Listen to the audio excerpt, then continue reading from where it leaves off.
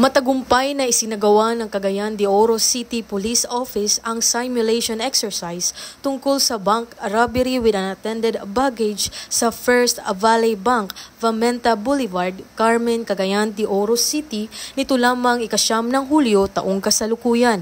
So karon dunay evaluation nga gipahigayon ang atong mga evaluator o atong City Director mismo na diri Police Colonel Salvador Radam o atong staff.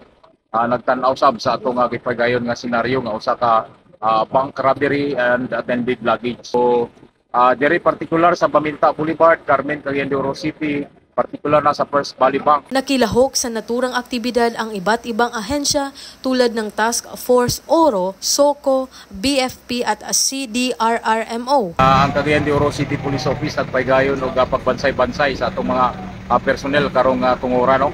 Og kini siya simulation exercise lamang og tumong tinguha sa atong City Director niini nga mao nga ang pagtan-aw unsa ka hanas ng atong mga personahe sa pag-handle og crisis nga susama niini.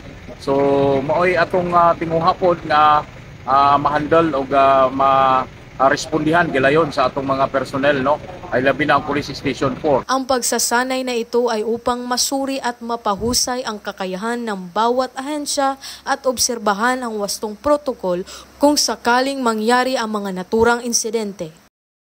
Mula dito sa Northern Mindanao, ako inyong Police News Network Correspondent, Patrolwoman Danasa Berdos, alagad ng batas, taga-taguyod ng Balitang Pulis.